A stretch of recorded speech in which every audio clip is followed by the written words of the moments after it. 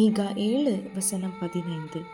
நீ எகிப்து தேசத்திலிருந்து புறப்பட்ட நாளில் நடந்தது போலவே உன்னை அதிசயங்களை காண பண்ணுவேன். இஸ்ரவேல் ஜனங்கள் எகிப்து தேசத்திலிருந்து வெளியே வந்ததே ஒரு அதிசயம். ரொம்ப சந்தோஷமா வெளியே வந்தாங்க. இதுக்கப்புறம் நம்ம வாழ்க்கையில எந்த பிரச்சனையும் இருக்காது அப்படின்னு அவங்க நினைச்சிருக்கலாம். ஆனா அது அவங்க வாழ்க்கையில நிலைக்கல்ல.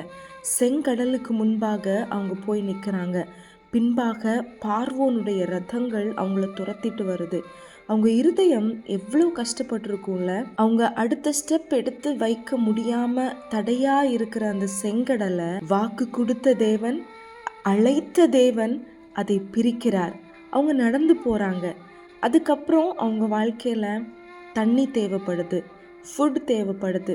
ஒவ்வொன்றையும் நம்ம வாசித்து பார்த்தோன்னா அவங்க வாழ்க்கையில் நடந்தது எல்லாமே அதிசயம்தான். இன்னைக்கு கூட நீங்கள் சொல்லலாம், என் வாழ்க்கையில் ஒன்று முடிஞ்சா இன்னொன்று வருது, எப்பந்தான் இதுக்கு ஒரு முடிவு வரும் அப்படின்னு. இந்த உலகத்தில் நம்ம இருக்கிற வரைக்கும் நம்ம வாழ்க்கையில் ஒவ்வொரு விதமான ஒரு பிரச்சனைகள் வந்துட்டு தான் இருக்கும். ஆனால் ஏசப்பா ஒவ்வொரு ஸ்டேஜையும் கடக்க நமக்கு ஹெல்ப் பண்ணுவாங்க. எப்படிப்பட்ட உதவி தெரியுமா? இஸ்ரவேல் ஜனங்களை நடத்தின அதே தேவன் உங்களையும் நடத்த போறாங்க. எப்படி நடத்துவாங்க தெரியுமா?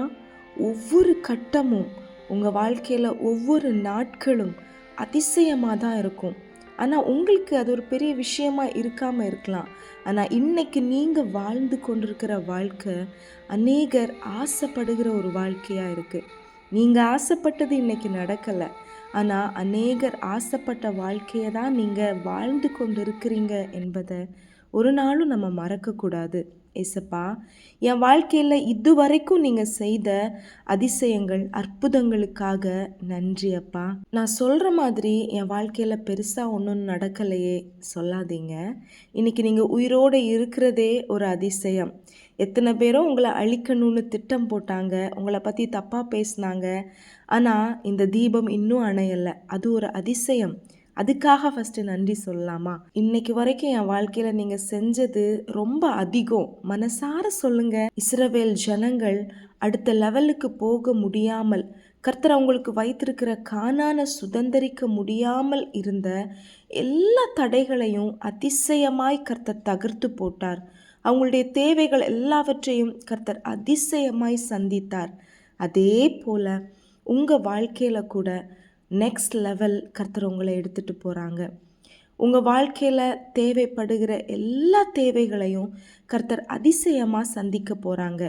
ஆசையாக அதற்காக காத்திருக்கிறேன்ப்பா சொல்லுங்கள். Prepare me Lord.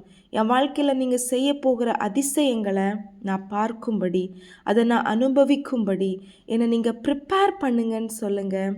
இந்த நாட்களில் கர்த்தர் உங்களை அதிசயங்களை காண பண்ண போகிறார். ஆமேன்னு சொல்லி இந்த வார்த்தையை சொந்தமாக்கிக்கோங்க. சீக்கிரத்தில் நீங்கள் ஆசைப்பட்ட காரியங்கள் ஏசப்பாவுக்கு சித்தமானா அவருடைய சித்தத்தின்படி, அவருடைய நடத்துதலின்படி அவர் அதிசயங்களை காண பண்ணுவார். ஆமேன். Have a blessed month. God bless you.